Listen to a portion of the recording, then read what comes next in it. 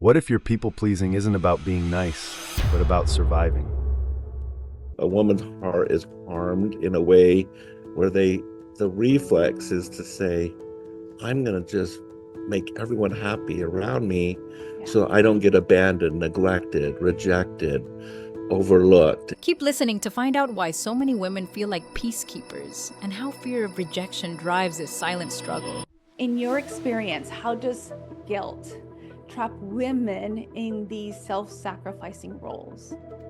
Join us as we unpack the hidden cost of people pleasing and the healing path back to empowered, authentic connection. It's about repairing that bond and helping couples have more connection and closeness as opposed to distancing or someone doing the silent treatment on the other person, but to just get that bond really secure. Welcome to Empowering Women in Conversations, podcast to empower and uplift women by providing a safe space for them to share their stories and experiences and encourage the strength, resilience, and power of women. If you are tired of putting others' needs before your own, leading to burnout and resentment, and you are ready to transform and create relationships that are supportive rather than draining, join us on this journey of women overcoming adversities and achieving their true empowerment. Here's your host, a licensed professional counselor, Anita Sandoval. Welcome back to Empowering Women in Conversations. I'm your host, Anita Sandoval. Today we have a special guest. We have Shane. I first connected with him in SPI community, where we instantly connected because we both work in the mental health field. And as fellow therapists, we both work with individuals to navigate with trauma. So that's where we connected as well. We just love helping people. We found common ground, especially in helping, for me, people pleasers, and for him as well within his own community in relationships and couples as well, and people who have had trauma in their childhood. And he is a licensed clinical social worker with different credentials, which I'm going to name because I'm just in awe of what he has, his expertise in his practice. He is an ITAP certified sex addiction therapist. And this is where, when your partner is cheating, looking at pornography, why they get obsessed with sex is something that he specializes in. And he is also a certified clinical partner specialist, advanced training in emotionally focused therapy couples model, and currently a candidate in the Finding Peace Trauma Specialist program. So he brings so much experience here for you all, and his compassion to work, just his knowledge. I am so honored to have him here. And in today's episode, we'll be focusing on the trauma of people pleasing, healing after failed relationships. So if you ever felt stuck or you feel that your needs are being ignored, you're losing yourself in relationships, you're not alone. Today's episode is to help recognize the patterns, understand the roots, begin rewriting your story with our special guest, Shane Adamson. Welcome to the show. Thank you so much, Anita. I'm honored to be here. I'm so glad our paths crossed and look forward to this. I really want our audience to know your expertise. Can you explain what the Certified Sex Addiction Therapist training, how that helps within your practice? If you were to Google sex addiction, you're going to find some controversial comments. Like there's people in the community that say there is no such a thing. So I just asked anybody that I do an interview with is sex a problem in your life, and are there any consequences that you're not happy with? And most of the guys that have an interview with me say, I am compulsive about this. I've tried stopping multiple times and I can't. And now it's causing impact on my job. Like they've maybe got caught looking at porn on the job, or their wife has caught them and feels either violated. Some women will use the word cheating, like it feels like virtual infidelity, like you're desiring other women instead of your spouse. And so my job is to try to get to the underlying issues, why someone would be obsessed with sex and do things that bring problems into their life as it relates to sex. Thank you for the explanation. And I know with people pleasers, it's always, should I stay? Should I go in the relationship? And normally a lot of people will say, oh my gosh, he cheated. You should go ahead and just let them go, divorce them, break up with them. What are your thoughts when it pertains to this type of subject? I think you bring up a very important question. Relationships are very complicated. I believe in attachment, that if you experience your partner as reliable, there's a love story forming, and it doesn't feel toxic, like you're give, give, give. You might just want to start with boundaries, which Okay. would be, these are some things I'm okay with, and these are things I'm not okay with. I don't want you to keep this secret. I want you to be honest with me. Okay. I'd like you to consider getting help for this. If they're not defensive and angry, that's a white flag of hope that they Okay. might be willing to like look at this as a problem, and that it's harming, because it's harming her. He should Yeah. make it a problem, and not Okay. just say, oh, all guys do this. So Okay. that would be my first thing, is just, is he defensive, or is he open to looking at this as a potential problem? Oh, yes. So looking at the person to see, are they willing to look and consider you part of the relationship and admit, yes, we have a problem and I want to work on our relationship and therefore I need to work on me. Yeah. And I have a quick story to share with that. So Yes. in Indian culture, they all kind of do interventions and help each other. So a wife Okay. discovered her husband viewing porn. It happened to be very close to her delivery. She was so hurt by that because she thought they should be super excited about going to the hospital. And she goes to get her husband to go to the car, and he's viewing porn. It just really violated her. So they went to two Indian couples, and both of the husbands watched porn, and the wives were okay with it. Well, after leaving, the wife held her ground and said, even if they're okay with it, I'm not. I don't want to be in a Yes. relationship where this is your hobby or interest. I want you to desire me. And guess what? He came, and he's now focusing on, you know what? It doesn't matter if other people have it in their relationship. It's not okay for my wife, and I value her. So I'm going to figure this out to make our relationship safer for her. I love how you said that because part of the pathways at the very end of becoming an empowered, resilient, authentic person is being true to your values. And the fact that he said, hey, you know what? I honor her and I value our relationship. I'm going to change no matter what society says or anybody else says. This is not about what anybody else says, but what I believe in. Right. Thank you so much for sharing. I do want to mention also the certified clinical partner specialist. Can you explain what that is? Most people have heard the word post-traumatic stress disorder, Okay. and that's like people that go to war or go through an accident or go through abuse. They have these symptoms. We believe that betrayal by your spouse is not just past trauma, it's past, present, and future. So Hmm. you're not just being violated and harmed one time, your future is now tainted. You're like, will he do it again? Will he keep secrets? Will I be lied to?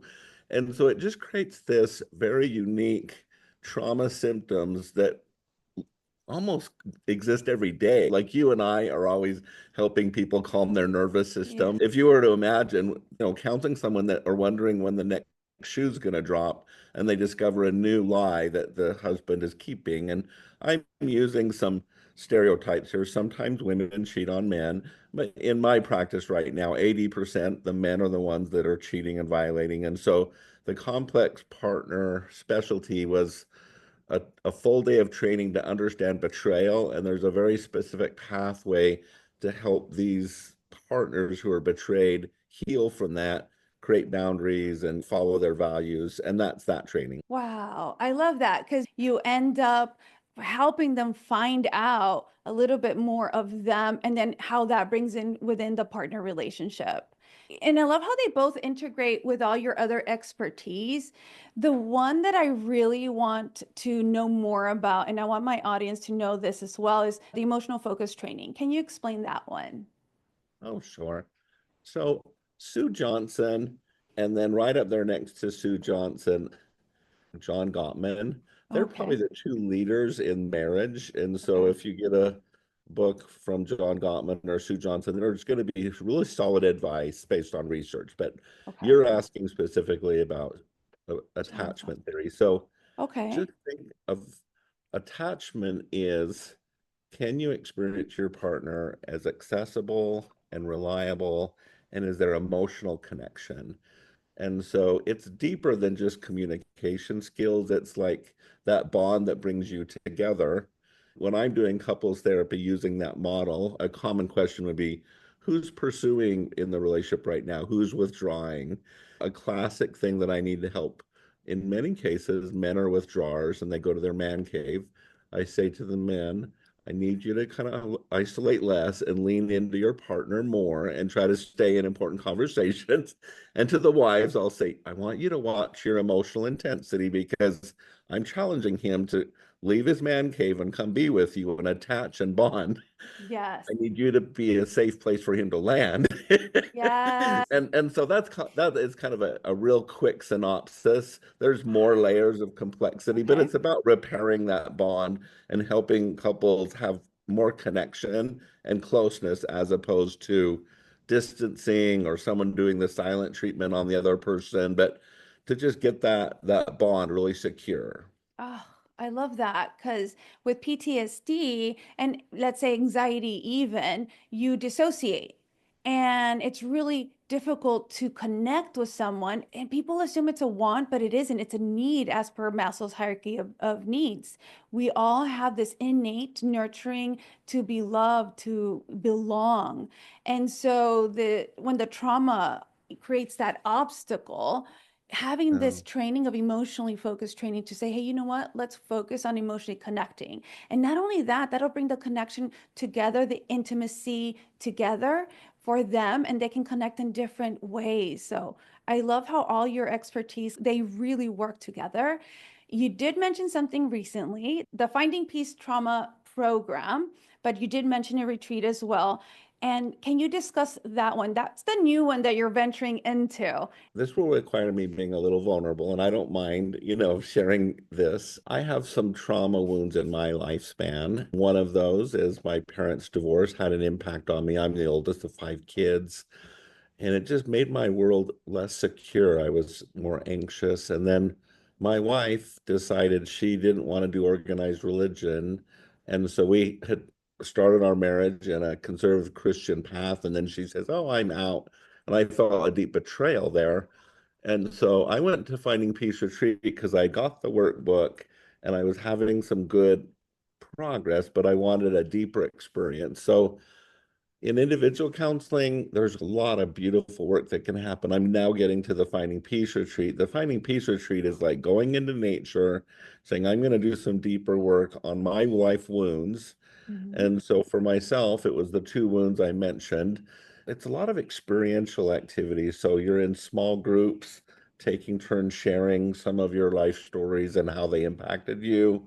Sometimes you're understanding the thoughts and emotions that come out of these Mhm. hard life experiences, and you're getting clarity on, why is my confidence a little off, or why am I anxious all the time, or how come I can't calm myself. And so each day builds on itself, but at the end of it you find a new truth about you, and that new truth is really the traumas themselves harm us, but the meanings that are attached really harm us. Like Oh, if yes. we are somehow flawed or defective and we're not lovable or we're not good at relationships, then we can really go into a spiral down with shame. And so finding peace is healing in a very structured, safe way with other people who are doing their work over a 4-day period, so that when you leave, you can come out the other side. And so that is kind of finding peace in a nutshell.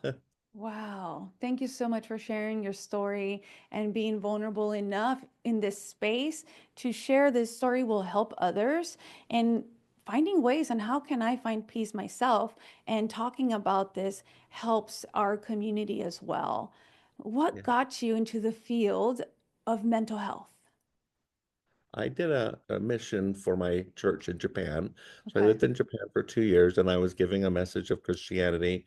But one woman looked at me and said, I'm not happy in my marriage. And even though you have this message of peace and goodness, I'm really unhappy. And I suddenly realized that there's very complex things for people that are getting in the way of happiness. Okay. And she later felt safe enough to tell us that her husband either went to a bar or a bathhouse and didn't come home till like 8, 9, 10 at night, Okay. and her marriage didn't mean anything. At the very end of our sessions, she gave me her wedding kimono, and it hurt my heart that her wedding didn't mean anything to her. Like she's giving me, a stranger, just an American Yeah. visiting her country, something very precious and meaningful. So when I got home, on my heart, I felt I want to help marriages and families to be happy, because I think that's the purpose, is to have happy, meaningful relationships and not have, in this case, I think drinking and probably some womanizing. If he's going to bathhouses, I think escorts and prostitutes hang out in those places. It was really taking away the happiness of her marriage. So that was the first experience that kind of fell heavy on my heart. And then I started and dove in. I don't believe my parents had helpful guides at the time to understand what are the underlying issues of chronic affairs. Okay. I also feel like I wasn't equipped to deal with my wife kind of leaving our family faith. And Got it. so actually out of my own wounding came my specialties. So I wanted to help couples save their marriage wherever possible, unless the relationship's toxic and abusive. I want to set people free from those kind of relationships. But if it can be salvaged, I try to do that. So that would be my sex addiction, and my couples therapy training helps couple recover their love story and Mhm. kind of overcome their pain story. And then I just felt like I needed to be more sensitive to betrayal, because it's such a unique trauma, that I It did is.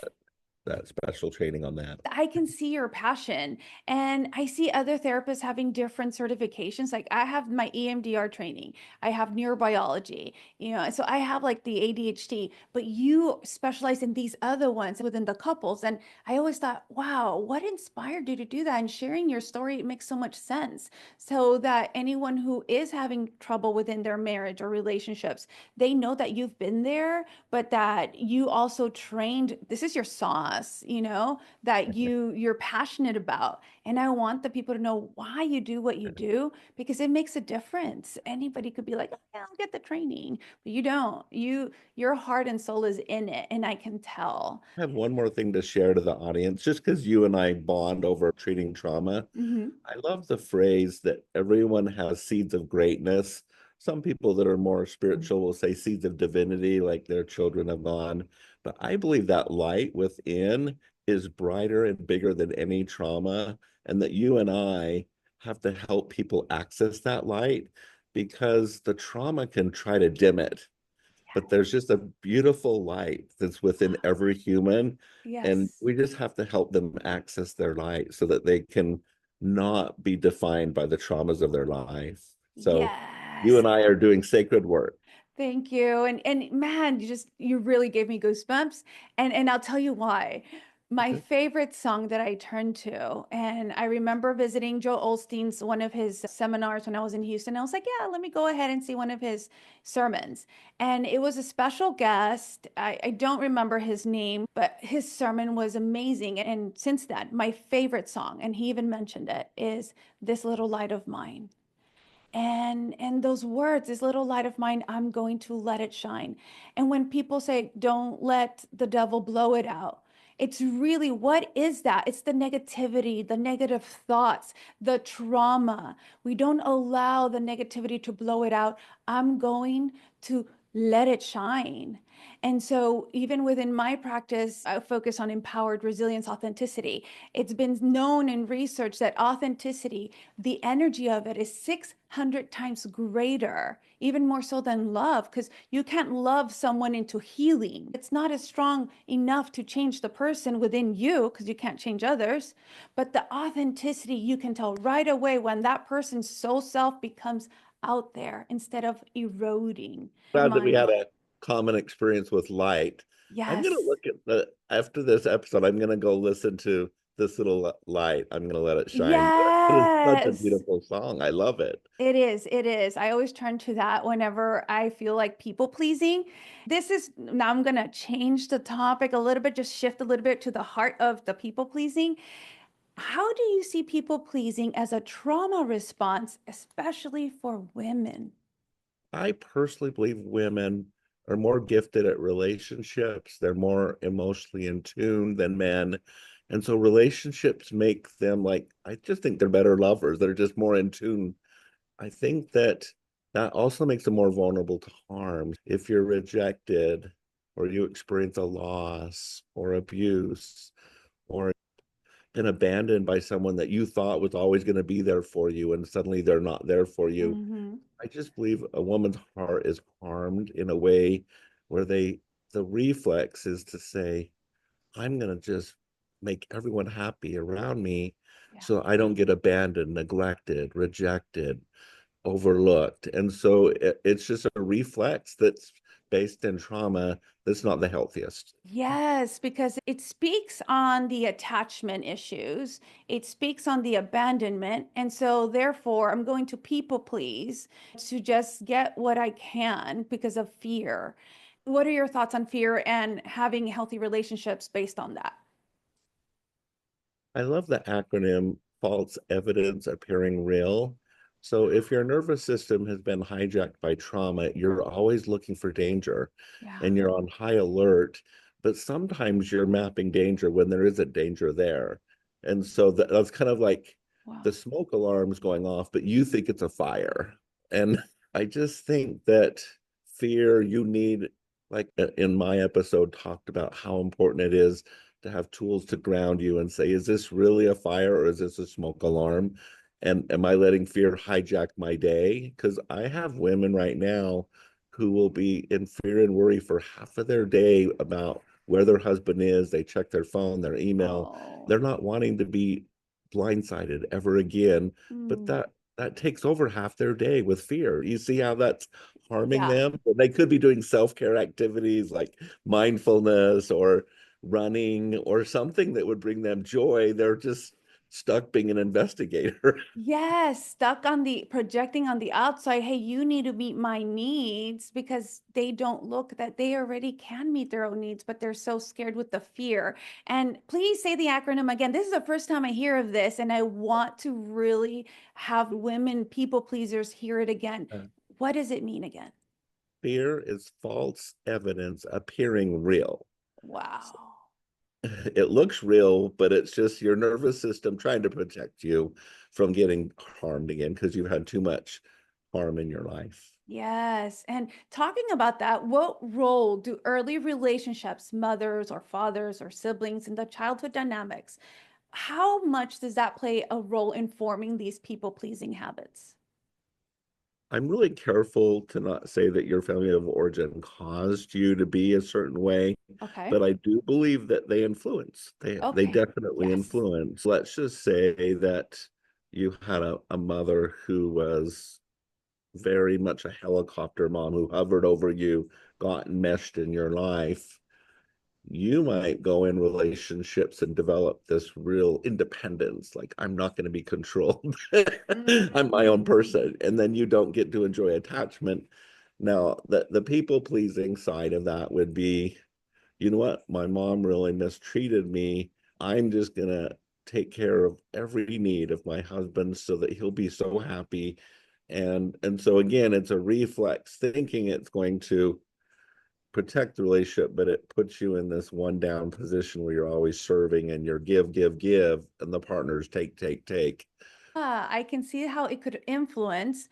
And depending what age the person is, I know when they're younger, before the limbic system is formed, they have this need to just wanting to attach with their parents. And then after in the teenage years, it's the identity and they choose to see, okay, who am I? How am I? Where am I? Who am I going to be? And they look outside. So if you have parents that are unhealthy, you're just picking up messages as a sponge, and it's an influence, but then also your perspective on how you see things. And there's this saying in Spanish that says cada mente es un mundo. Each mind is its own world, and just like the fingers in your hand, it's all different. We That's a don't know. beautiful idea. I love that idea. I'm going to bring this up, see what you think from your perspective with women. And I just had this happen with one of my patients, and we had to discuss this. In your experience, how does guilt trap women in these self-sacrificing roles? That's a deep question. I That's a know. hard one. Oh my gosh, I know. I'm I don't I'm going to speak broadly and then try to go specific. So Okay.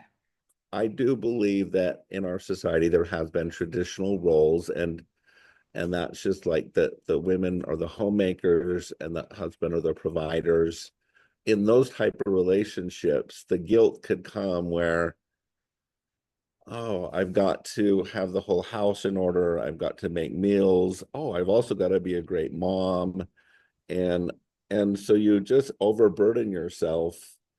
And actually, when you look at that model, many men, after they work for, 8 or 10 hour day, they decompress and they just kind of take time to themselves. But a woman's job, if she's doing the traditional role thing, never ends. So Yeah. we could even apply that to a working woman. Like, I think a working woman, the studies show that they come home and they still do 60 to 70% of the household management, and they're going to be more burned out and feel guilty, like they should be able to do it all. And I Mm. just think they can. I need to think they need to do self-care, because it's just not fair. Let me tell you this story. This is back in 2014. I had my second daughter, and my practice at that time, I was working like crazy, morning till nighttime, evening patients. And I had just had my baby, and I was used to working, going home, making dinner. And you're right, I would see my husband just be in the living room, going to sleep, taking a nap. I'd have the dinner ready, and he's just like, oh, I just need to wind down, have one drink of beer. And I'm like, be nice if I could wind down too. And but I didn't notice it. And he didn't do it on purpose. It's this whole traditional rules, as you mentioned. Like it just, it just is. It didn't even dawn on me. And then I got sick. I ended up with an autoimmune, and I just couldn't function anymore. I kept getting tired, and I'm like, I don't feel good. My husband's like, I got this, I'll order. And I'm like, we can't be ordering forever. And all of a sudden he's like, when he found out the autoimmune that I had to change my way of eating. And he's like, don't worry, I got this. And he started learning. I mean, he loves the kitchen. We didn't even realize. And he's like, I love the kitchen. And it was a de-stressor. And he now, when he came home, he didn't even have that drink of beer anymore because the cooking was his relieving thing. And I was feeling so guilty, mom guilt, going, but oh my God, I feel less as a wife. I feel less as a mother. And it's my job. And he goes, what are you talking about? You do the cleaning, you work, you manage the girls. What you, oh, no, he says, please allow me the space. And that's the issue, that you don't give me the space for me to be a part of this. And it dawned on me that it was never him. I would resent him, and it was never him. He always wanted to help. I just never gave him the space. And so now I know this, and I'm like, let's make the plans here. This is what's for dinner. Here's the lunch, whatever. And it just, this is how we connected when we Is he discussed those. stepping up and helping more? Oh, yes, much Oh, more, good. because I'm able to now Allow him communicate. in. You're not a Yes, gatekeeper that's like holding yes, him. yes, yes. Yeah. Yeah. And so a lot of people want to blame the men and be like, oh, no, he doesn't help me. Well, I never gave him the space. I never communicated because I thought it was my role. And how Right. dare the invisible generations previous to me was going to hound me in my nightmares and go, what a bad wife that you are. I can hear thousands of listeners saying, amen, Anita. I'm with you there, girl. Oh my God. Yes, I know. And it is so hard. Imagine a people pleaser who is firstborn, Okay. and let's say younger siblings are also female. And then you have a traditional mother who is also used to emotionally guilting you to spend time with them. And then you're also a new mother. So you have the new mommy guilt. You want to provide, you want to be there for your husband. But then you have your mother emotionally guilting you. Why don't you come and visit me? Why don't you do this for me? Why aren't you calling me? And then you have the younger sibling is, hey, big sister, why aren't you there for me? Why aren't you doing this for me? So now this new mom has this emotional guilt all the way around. What advice can you tell this people pleaser?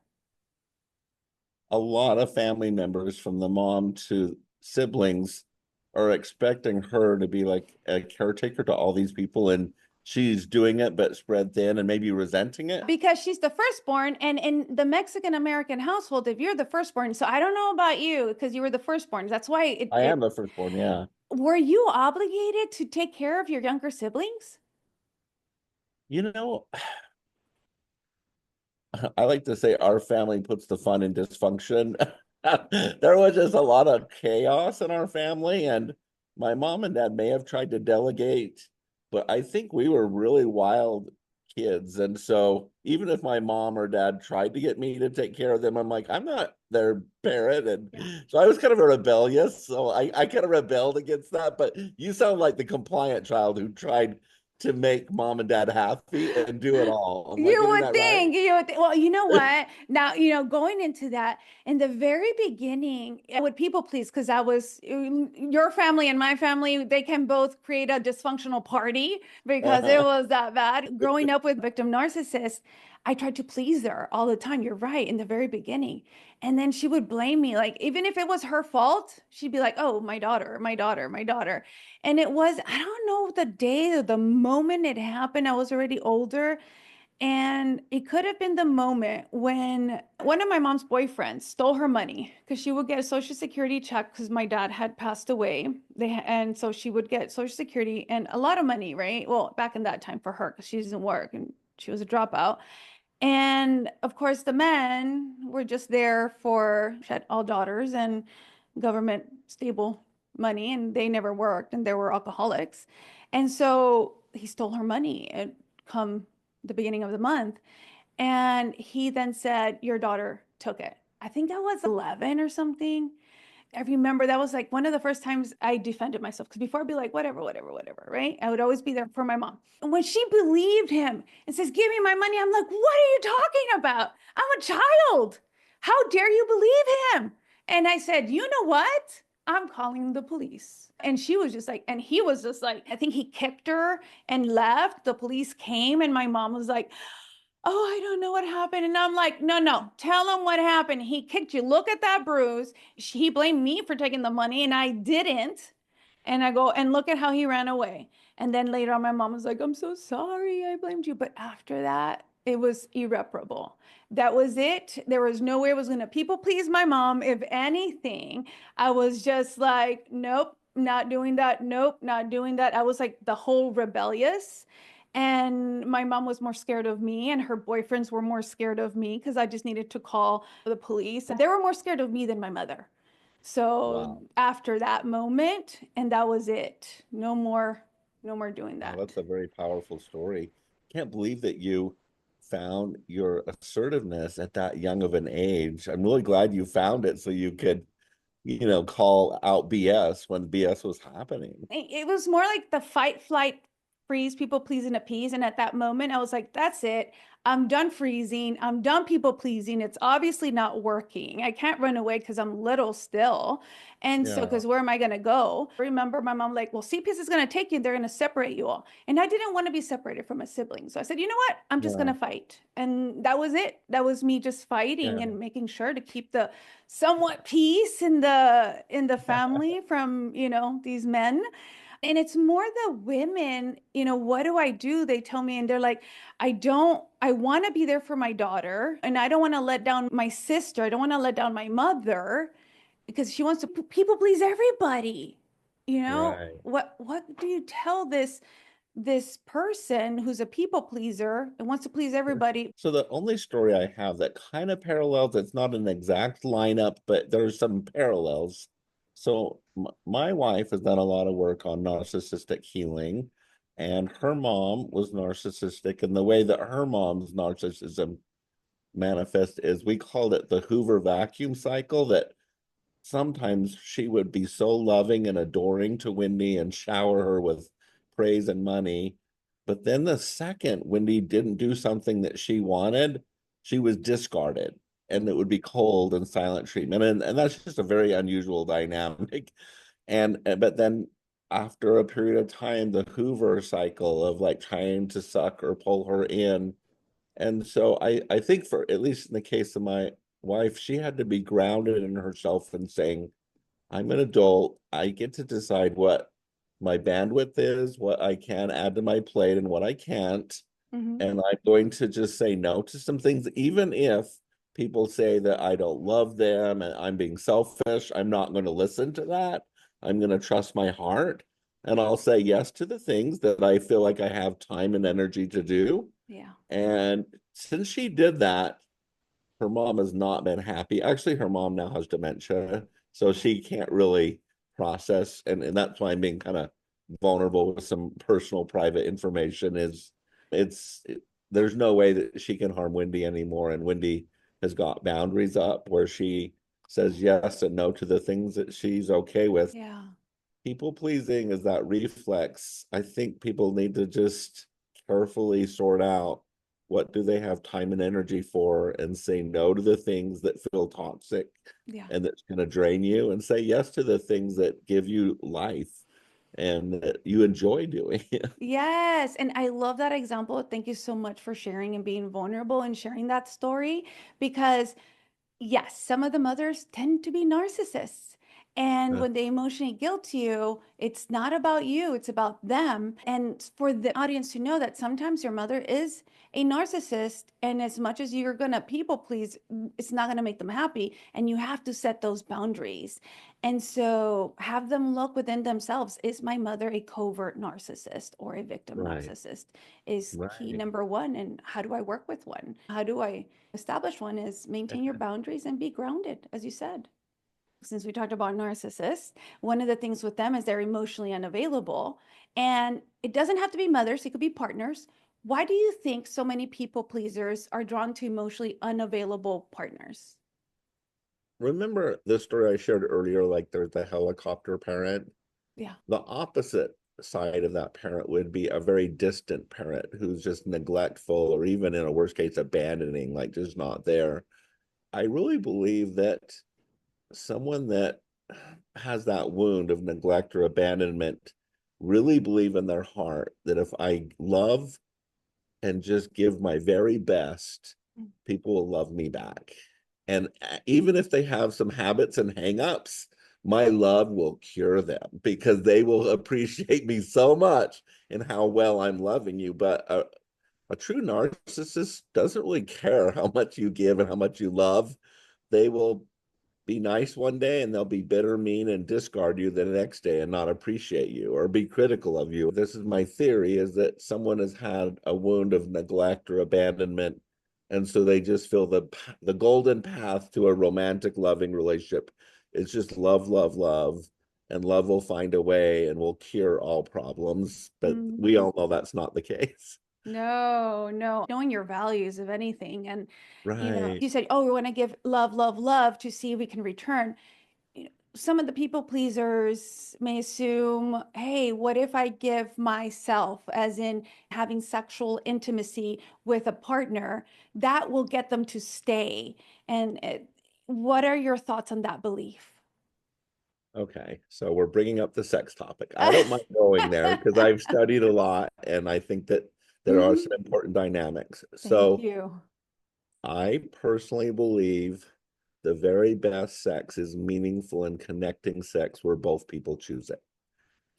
And I do believe couples get busy, and sometimes couples agree to have a quickie. Mhm. I also see a real pattern that happens where husbands, have a higher libido because their testosterone hangs around 300 to 900. and women's, especially as they get older, drops. They're in their 20s and 30s. So unless women just really enjoy sex, there are some women that really have high sex drives, but a lot struggle. They get in this duty sex dynamic where they just feel like their husband needs this, they need to provide it. But I don't think duty sex is good for the wife or the husband. If you're just doing it once or twice here and there, it's not harmful. But if you do it a lot, the woman will feel it's just not meaningful. It's not connecting. It's like giving your body when it doesn't feel connecting or loving. And then I even think if husbands are really honest with themselves, if you're doing that, time after time, you're not valuing your wife because you're just getting it a one-sided sexual pleasure for you, and your wife just needs to do that. That just feels wrong to me. I just feel like men need to learn to love well and just really romance and cherish and love their wives. And that Oh, will come naturally.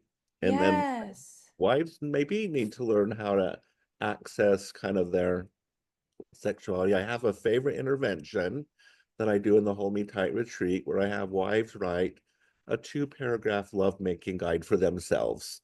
They can talk about the frequency they want, how they want to be touched and romanced, what feels good to them. And then the husbands write a 2-paragraph lovemaking guide for themselves. And you'll be surprised. I've had couples that have been married 25 or 30 years, and the husbands think, "Oh, I know how to pleasure my wife." Oh. And then they read the 2 paragraphs, and they're missing like 30% of what makes their wife happy or fulfilled. And so we Yes. just don't communicate enough about how it can be special and meaningful and connecting. And we just get into these patterns that just don't serve either people. I love how you said in the beginning, oh, well, both people agree to it. But let's see here. People pleasers agree to it because they want some attachment. So then are Right. they really agreeing to it? And then if the other person in the dating or relationship is going, well, she agreed to it, so might as well, but they don't know they're a people pleaser. So they Yeah. don't know what she's doing it just to be complacent. Are they really having an emotional connection? And then Right. now the people pleaser is going, well, I gave my emotional connection, but yet they're not responding. Oh, what's wrong with me? Because they're not responding. I'm not giving enough of the emotional intimacy connection. But that's not a connection emotionally, it's a physical connection, but you didn't establish the emotional part of getting to know one another and communicate, as you mentioned. What do I love? Am I really doing this based on my values because I want to fulfill my needs within my Right. body? And then does he want to fulfill his needs with his body? And how can we work together to do so in a loving, nurturing way for one another to connect? Yeah. Just hearing you talk, I can see how you are gifted in helping people pleasers because you've been there yourself and you're a recovering people pleaser. And just when you talked, I was like, your words are like music to my ears. It's just so right on. You nailed it. That's exactly Yeah. what needs to happen. You're choosing intimacy, and lovemaking should be a beautiful experience. One last story on sex that I just love. So this is Sue Johnson, my mentor, and she said, I want to compare sex to zip lining. And I thought that's so weird. And zip lining, you get on that cable I've done it. down. And she said the reason that zip lining is a thrill is they spend an hour on safety with the harnesses, and they check the harnesses and they double check, and they're like, if you get stuck, you pull this thing and we'll rescue you. And there's a lot of safety built in. And so I'd like to propose, and this is Sue Johnson's idea, that a very safe, emotionally connected relationship will be more thrilling because think of intimacy as intimacy. You both have Mhm. shared your inner world with one another and you get each other. So sex is like knowing each other at a deep level, and there's a lot of safety that's been built in, so that allows you to surrender to the experience and really enjoy the sex because you know you're in safe hands. If you think of sex, it's the most vulnerable thing you do. It's It like, is. here's my naked body, handle it with Yeah. care. Yeah. if Yeah. there's been some verbal abuse or there's been a fight in the morning and then you're like, oh, let's have sex, that'll fix it. That's just not Yeah. what you want. You want Yeah. a climate of romance, of safety, that feeling desired, feeling chosen. That is the emotional like foundation for great sex. I think Brené Brown says it best because she focuses on shame. And, Uh-huh. what would be the opposite to reduce shame is the vulnerability. And if you're with someone that's just going to shame you, then they're not the person. But to be able to be vulnerable with someone and they see you, that's emotionally connecting with them because you're allowing them space within you. But it does take two because you just don't want to be the one being vulnerable and then them not and assume that they're Right. going to do it because everybody has their own journey. Which brings me to the red flags. What are some red Okay. flags that would help people pleasers kind of think of that might bring up, okay, you know what? This might be the time to really work on if this relationship is good or not. So I would invite your listeners to Google the power and control wheel. And Oh, I forget the yes. origin of that, but I worked in domestic violence for a decade before I crossed over into couples and sex addiction. Okay. And it looks like a pizza, and there's 8 categories. There's emotional abuse, there's controlling the money, there's isolating you away from other people. And there's 8 categories of, and they just call it power and control because those relationships, one person likes to have most of the power and the control. Yes. And if you look at these categories, you can start to say, oh my gosh, I thought it was he loves me so much that he doesn't want me to be with my friends and family, but it's Mm, controlling.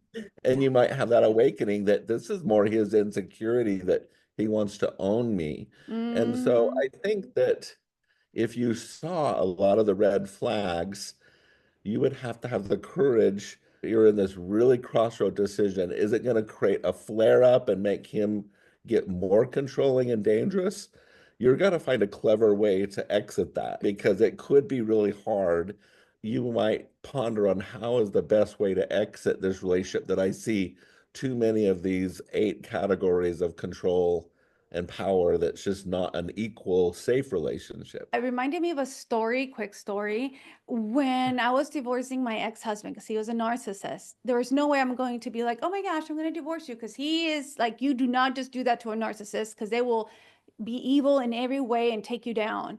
And I had to be like, let's get divorced, until you're able to keep a job and then we'll get remarried and it'll be big and fun and da da da, right?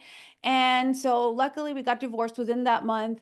And the first thing he said, oh, you're not mine anymore, he said. And Oh, what? I'm like, yeah, I was like, I wasn't yours to begin with. I'm nobody's property. right, And yeah, and that was the moment when he said that too, that I was like, I made the right decision. It's like, right. He's been treating you yes. like property the whole time. And he actually labeled that. That's what normal, healthy, loving relationship is that he owns you. That shows his thinking errors right there. Yeah, definitely. I want to talk about is the healing. How can someone assess if you're truly healing from trauma or living in the trauma response? I look at healing in 3 phases, okay? The phase one is like dealing with trauma triggers, and that's stabilizing your nervous system so that when you have triggers, you don't think it's a fire alarm, and it's Hmm. just like a warning to do something to ground you. Stage two is grief and loss, where trauma has taken a lot from you, and you need to Hmm. kind of sit in those feelings and own them and say, I'm going to learn from this so that I don't allow this to happen again. And a lot of Yep. clarity, grieving, letting go. And then the final stage is post-traumatic growth. And that is, you can talk about the trauma and you're not flooded. Okay. It's an event of your life, but it doesn't like define you or overwhelm you emotionally. And so it's almost like you can stand as a survivor, not a victim. And you're just really, I don't know if proud of your journey is overstating it, but a sense of accomplishment that you did a really hard thing. You healed from trauma, Yeah. and you're now more at peace with yourself and who you are and your life story. And it's a real beautiful place to be. If you get trauma triggers that take you into a dark place, that just is a sign that there's a little more work to do Okay. around this area. Okay. It doesn't mean that all your work has like not been helpful. Yeah. It's a little bit like climbing a spiral staircase. You might fall down to one landing, but Yeah. you don't fall to the very bottom of the staircase. You're just kind of get your hand back up there. You look up, everything looks different. You're a little higher. You're not at ground zero, and you just keep climbing. Therapy, when it comes to trauma, they assume, oh, progress in therapy is going to be all uphill, and it isn't. Sometimes it goes up and down, and all the way around like a spiral staircase, as you mentioned. And just because you found a new trigger doesn't mean, oh my gosh, I'm back to PTSD.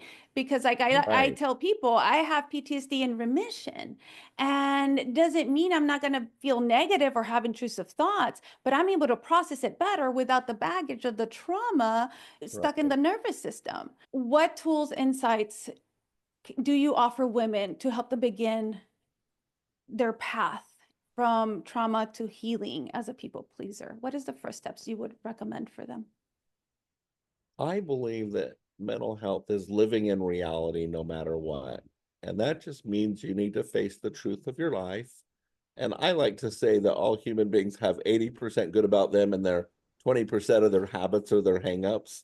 Mm-hmm. So I'm thinking someone that's in therapy with someone great like you would be saying, here's my wins. This is how I was triggered and I didn't get shut down. I didn't avoid. I just kind of pushed through. And then there's going to be times where you like get passive aggressive and you say something hurtful and it wrecks a relationship a little bit. And you need to make amends and say, I really came off a little too aggressive with that comment. Yeah. And it's just a journey Yes. Yes. of like living in reality and living in truth and facing that day after day, that gradually you just feel on solid ground, because you never want to live on a shaky foundation of pretend or denial or just not reality. You want to live in your reality. Because when you have trauma, you're living in the past reality and still being triggered with present situations. But when you're Yeah. healed, you're living just with present situations, not having the past trauma, and just Yeah. focusing on being grounded and mindful of like, okay, what are the sensations I'm feeling, the emotions, the thoughts, and let's just work through that. Right. And so I know you're currently offering something really powerful, the Finding Peace Retreat. Can you tell our listeners about the retreat, what it offers, how it supports women on this healing path? So you would arrive on a Wednesday afternoon at Lake Texoma. Most people are really anxious to do something like this. So there's some games and icebreakers, get to know you kind of things. And you'd start each day with a check-in, how you're doing mentally and emotionally, and what your commitment for the day is. It might just be to be present Yes. and and not be stuck, thinking about that this is a self-care retreat for you. And the therapist will guide you from group activities to some journaling activities to there's some experiences out in nature because you're really close to a lake, and met some mindfulness, some goal setting. There is on day 3 and 4. Have you heard of psychodrama before? I read Um, that. And yes, I just haven't gone into it to talk about it. so think of it as you are the person that is going to be the star in a little group therapy, and you get to reenact one scene that kind of symbolizes the trauma that created a lot of harm for you. People might get scared by this, but there's a lot of support around you, and you're just going to unpack that in a way that when you're done, you have this finding peace moment where there's healing and clarity, and that's on the final day. But the first 2 or 3 days are just kind of building up to that. And then the final day is just this peace in you. Troy doesn't like me to ruin any of the surprises, but there's one special moment where the faulty beliefs that you have, you throw them in a fire. And it's the Oh, ceremony of letting go of the things that have held you back from your greatness. And it's really powerful. oh, And then there's the day Saturday is a closing, and I think I'm going to layer in an 8-week aftercare that's free, that people can be with these people, because you get really close to people that you're vulnerable with. And there's some people that are really don't like big groups, and so we will make the group a little smaller for them, and we will customize it if there's something that creates anxiety for you and modify things. So it's just a 4-day trauma healing experience. I love That's how you said pretty much that. it. In polyvagal, what they mentioned in the workshops was that whenever you have a trauma response, it gets stuck in that position in your nervous Yeah. system. So when you act it out, you're releasing that part that was stuck. And it's Okay. frozen to be released, and then you find that relief soon after. So, That's amazing. yes. Where can our listeners find you, connect with you, and learn more about your work? If you Google Finding Peace Retreat, it's under Finding Peace Consulting, but that's just, there's a track where people actually get certified in the process. There's a section on the website there. As far as personally, because I'm in the state of Texas, I can do telehealth. And so there are Center for Marriage and Family Counseling or Shane Adamson. If you Google either of those, you'll find my website or me. I have a podcast called Help for Loving Relationships. I actually do a deeper review of my own experience 4 years ago of going through the Finding Peace Retreat, where I got a little vulnerable with you. I go a little bit more. I heard it. Oh, you Yeah. did? Oh, yes, definitely. Whatever my colleagues send me, I listen, and it was beautiful. Yes, it was Oh, beautiful. You discussed it, but you didn't get too much into it, but you did yeah. discuss it. And I was like, wow, this is beautiful that you were able to share your experience with the Oh, community. well, thank you for listening to that. Of So course. yeah, just Google my name. I'm in North Dallas and Frisco. Yeah. I like to mention two specific questions in closing. Okay. What is your definition of an empowered woman?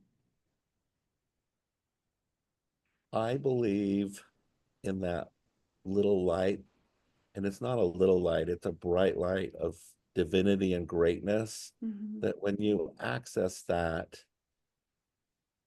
you have this superpower of when you're in a room, there might be a time you'll be prompted to just attend to someone in a loving, caring way. There might be a time where you're going to speak up and say, no, hey, everybody, and you might share something that's important.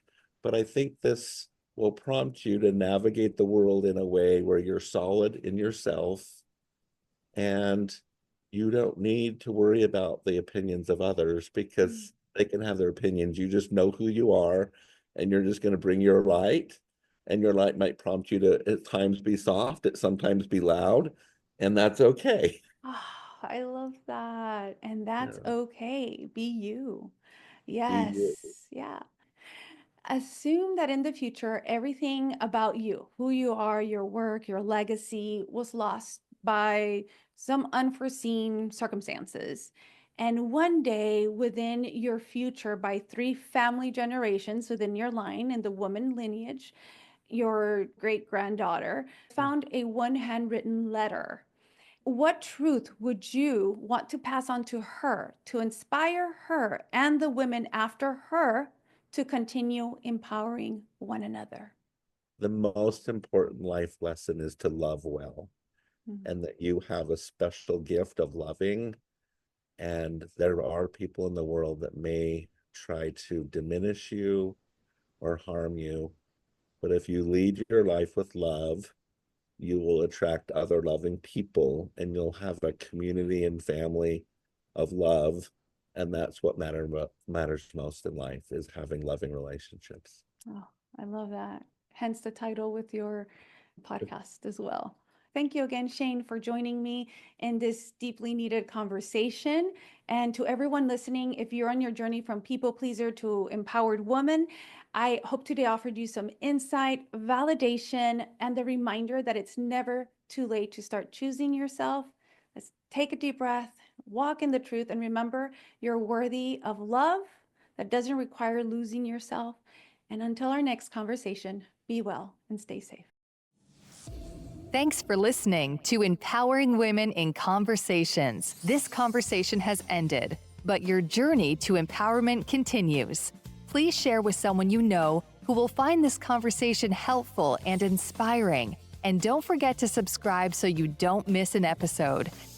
Until our next empowered conversation with your host, licensed professional counselor, Anita Sandoval. And remember, we are brave, we are strong, we are compassionate, we are women empowered. Go out there and claim your power.